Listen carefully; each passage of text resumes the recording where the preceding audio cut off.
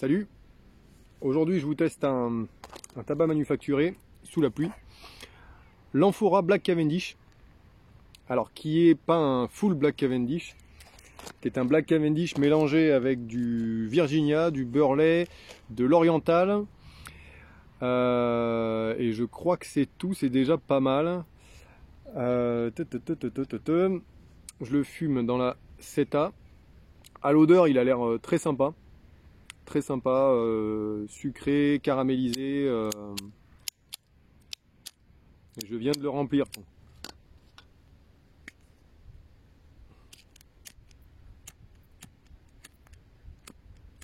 Après il pleut, hein, donc c'est pas génial.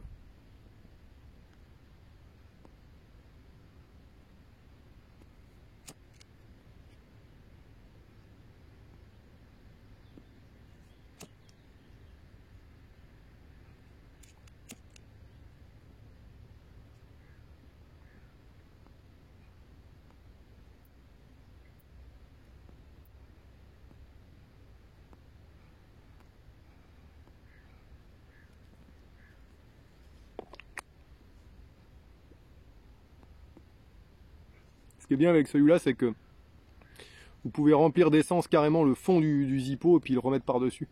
Comme ça baigne dedans et bon, faut pas exagérer non plus, mais celui-là il est pas mal.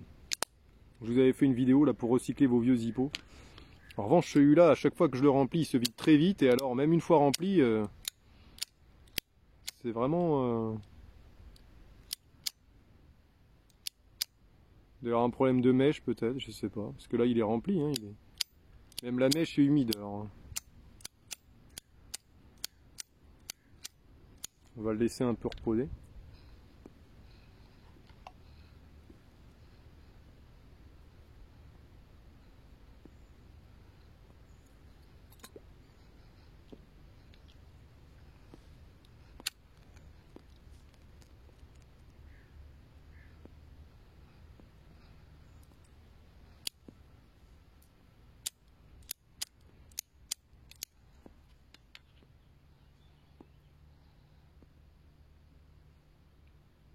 Il a l'air pas mal du tout.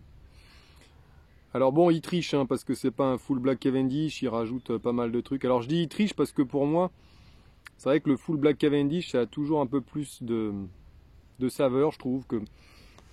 Moi quand je vois un peu trop de mélange comme ça, je me dis ouais, ils essayent un peu d'étoffer leur tabac avec des chutes d'autres choses. Parce que la coupe est assez fine, je peux pas vous montrer là dans la blague, mais la coupe est assez fine, donc souvent, bon... Bon, c'est assez humide, hein, par contre.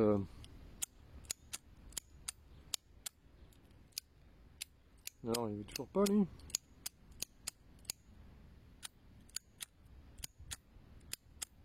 Je vais mettre la tête en bas, on va voir.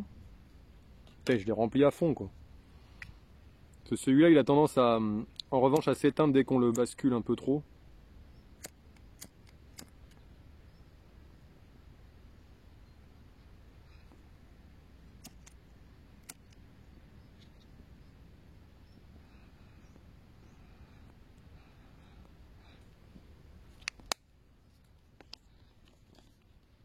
Le tabac était assez humide en boîte à l'ouverture.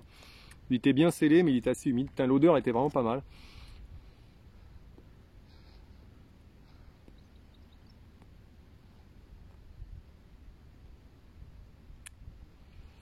Il n'est pas aussi sucré qu'à l'odeur, mais il a un côté très, très torréfié dedans.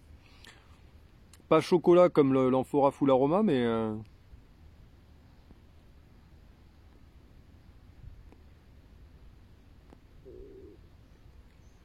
il fait assez naturel quand même, hein, néanmoins, malgré que ce soit un aromatique.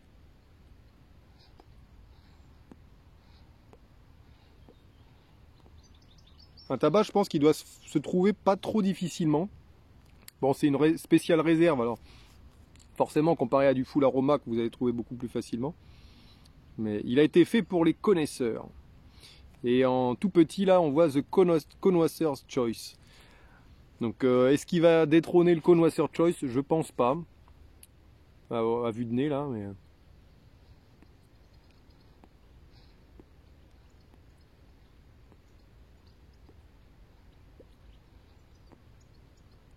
Je pense qu'ils ont mis du beurre-lait pour pas que le tabac soit trop lisse, pour pas qu'on s'ennuie. Ouais, je l'avais pas du tout tassé le foyer, donc peut-être que ça explique le démarrage un peu difficile.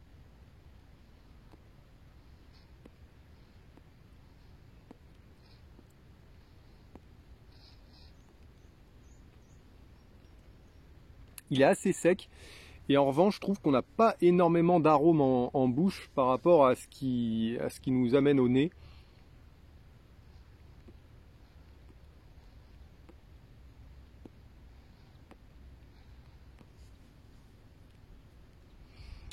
Il est pas mal, mais je le trouve pas aussi liquoreux qu'un Holger Danske Black Bourbon ou Seven Seas Black Blend. C'est vraiment pour moi les top, on va dire, des tabacs aromatiques européens à base de Black Cavendish.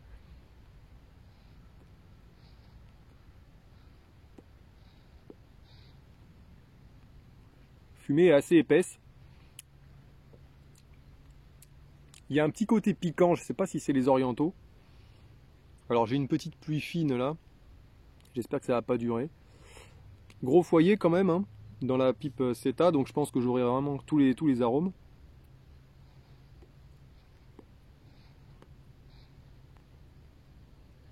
Et j'ai du mal à discerner derrière, j'ai l'impression d'avoir des arômes un peu de fruits à coque, à la fois un peu orange et à la fois un petit peu noisette, café, qui se mélangent, c'est très subtil, hein. C'est pas...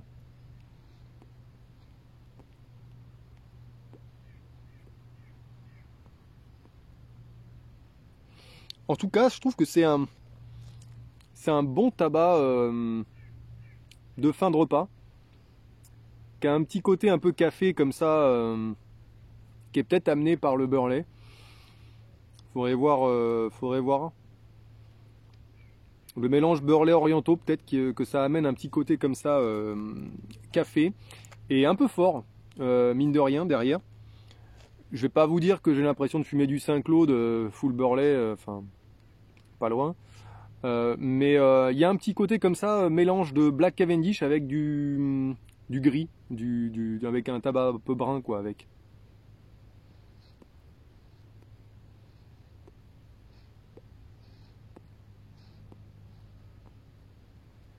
C'est-à-dire qu'il est pas mauvais, mais c'est pas du tout ce à quoi je m'attendais.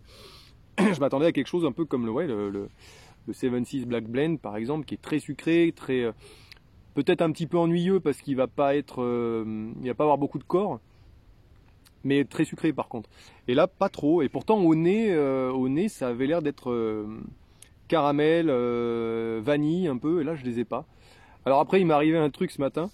J'ai fait une pipe, c'est la première fois que je pète une pipe maïs. Alors je la pète. Je l'ai fumée, hein, je vais vous raconter. Mais c'est de ma faute. C'est de ma faute, c'est pas la pipe.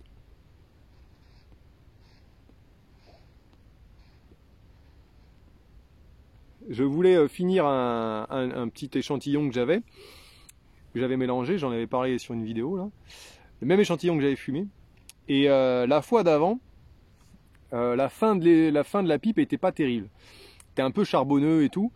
Et donc j'ai voulu la terminer. J'étais un peu pressé. J'ai retourné le foyer et j'ai voulu sortir les derniers brins qu'il y avait. Manque de bol, les cendres se sont bloquées en milieu de foyer, à peu près à ce niveau-là. Sur une pipe maïs chinoise, hein, je précise. Mais je pense que sur une mi-souris, ça ne va pas faire du bien non plus.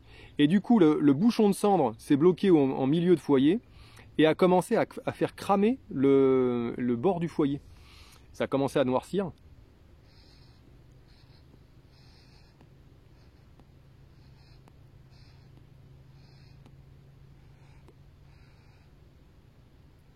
J'ai un peu de sucre qui arrive là, c'est pas mal.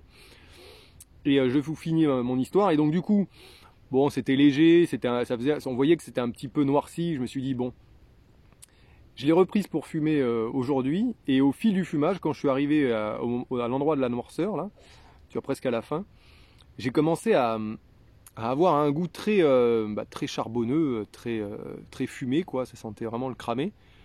Et donc j'ai arrêté le fumage et j'ai vu que ça fumait par l'extérieur quoi, presque. ça commençait vraiment à... Et donc, pipe foutue. Bon, une pipe chinoise, hein, je m'en fiche. Mais donc voilà, mais c'est ma faute parce que j'aurais fumé dans les règles de l'art, hein. J'aurais laissé la pipe refroidir et puis j'aurais vidé après l'intérieur plus tard. Mais voilà, après, bon, on est pressé, voilà, la vie fait que des fois on fait pas ce qu'on veut. Mais voilà, donc attention à vous quand vous fumez, surtout sur une pipe maïs qui a des parois un peu fragiles, ou une pipe à laquelle vous tenez. Si vous fumez pas jusqu'au bout, vous voulez, voilà, vous fumez pas jusqu'au bout et puis vous voulez la retourner et la taper, vérifiez bien que les braises soient terminées parce que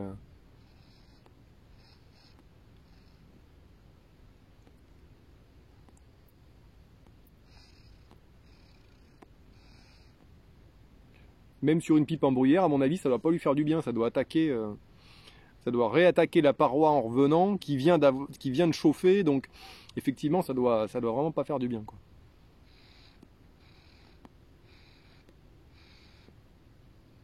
Pour ceux que ça intéresse, je mettrai la photo sur le groupe Facebook French YouTube Pipe Club.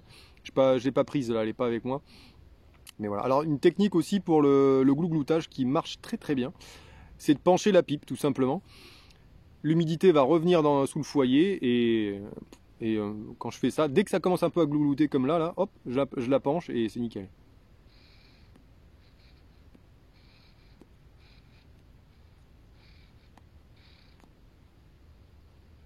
Là, ça s'améliore un peu, mais il y a toujours ce côté. Je pense qu'ils ont mis beaucoup de beurre lait, hein. Je pense qu'ils ont mis beaucoup de beurre lait. Alors, c'est pas. Mais je trouve que ça dénature un petit peu l'objectif de. Voilà, moi je trouve que ça, par rapport au package, etc., c'est noir avec un peu de violet. Je m'attends à quelque chose d'un petit peu sucré, pas forcément raisin, mais sucré, surtout au nez, hein. Au nez, c'était très, très sucré, très caramel vanille.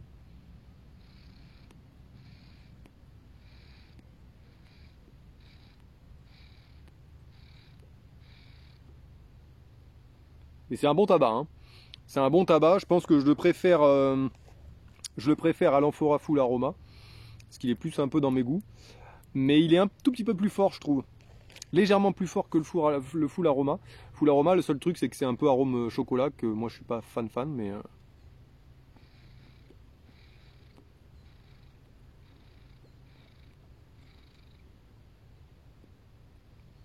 Expulsion par le nez se passe bien, ça me gratte pas plus. Et j'ai vraiment le côté arôme exacerbé avec le nez. Le côté café, un petit peu un côté torréfié comme ça. Par contre, j'ai pas la vanille, j'ai pas de... Alors par moment, je vous ai dit que c'était un peu sucré, effectivement, mais c'est vraiment par petites touches, quoi. C'est pas très régulier.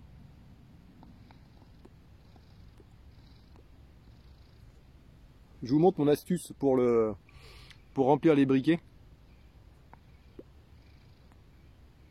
Alors attention parce que l'essence F, ça peut faire ramollir un peu tous les contenants en plastique. Ça m'est arrivé aussi sur d'autres.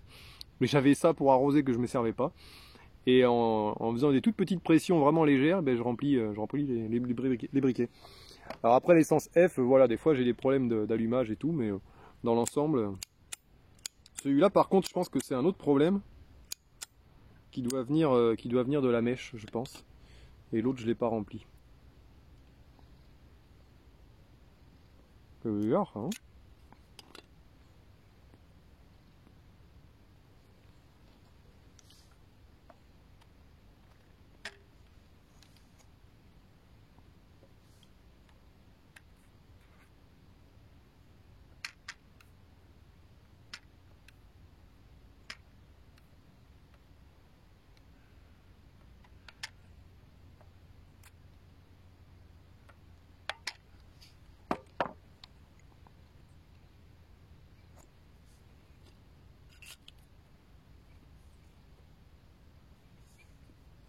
Il était très sec, donc j'en avais peut-être pas mis assez, hein.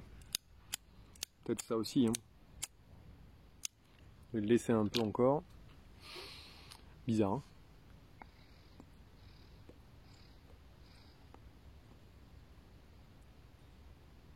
C'est pas mal en fait. Je trouve qu'il s'améliore un peu au fil du fumage. Comme je vous ai dit tout à l'heure, j'ai un peu plus de touches sucrées. Donc la combustion, elle se passe pas trop mal quand même, hein. J'aurais peut-être dû le laisser s'aérer un petit peu avant. Bon.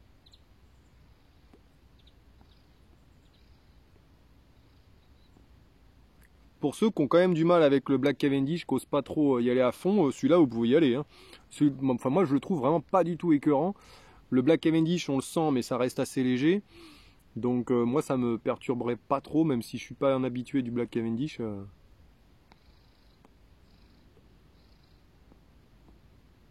Il est moins liquoreux qu'un Connoisseur Choice, il est un peu plus sec. Je pense que ça c'est les orientaux Virginia qui doivent faire ça.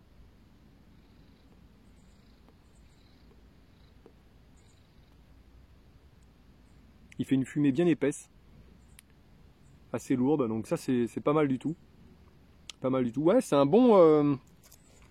je trouve que c'est un bon all day si vous aimez bien les tabacs un peu aromatiques, sans tomber dans l'excès d'un full Black Cavendish qui va là, à mon avis, si vous fumez 3 pipes de full Black Cavendish dans la journée, ça va être quand même très écœurant à force. Donc celui-là, je pense que ouais, celui-là vous pouvez vous faire au moins 2 pipes par jour avec, il n'y a aucun problème.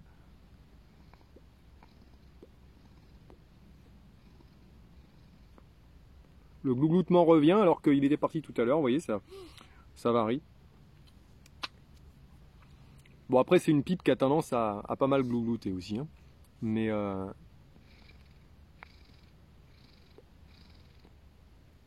il est pas mal. Alors après peut-être dans une pipe un peu plus longue, ça doit être sympa, ça doit adoucir un peu ce côté un peu dur, un peu fort du tabac. Bon, je dis fort, hein, j'exagère, hein, attention, hein, ça n'a rien à voir avec un brun, un tabac brun, hein, qui là va être quand même beaucoup plus fort, beaucoup plus de corps. Mais il y a un peu de corps qui... Moi je me demande si c'est pas les orientaux, j'ai toujours eu du mal avec les orientaux.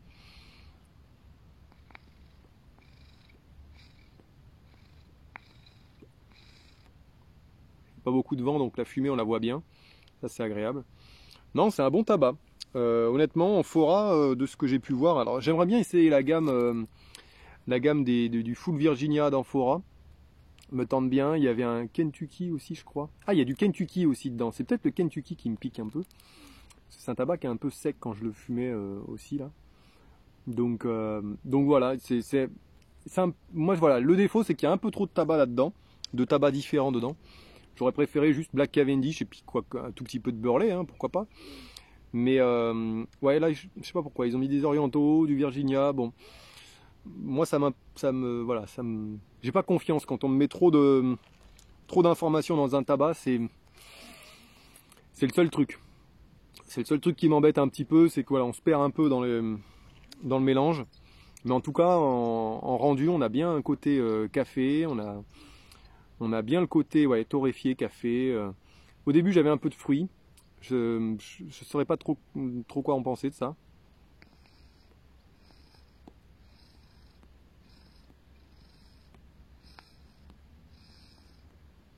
Un petit côté sucré qui est pas désagréable, mais pour moi c'est pas un arôme très saucé en rendu, je sais pas, hein. Peut-être que c'est très saucé en fabrication, mais au final je trouve que on n'a pas de côté très sucré en bouche, on l'a un peu, hein, mais voilà, c'est pas exacerbé en tout cas dû au fait je pense un gros pourcentage de Burley quand même dedans et de Kentucky. Après le Virginia, bon je sais pas trop, mais Burley et Kentucky, je pense qu'il...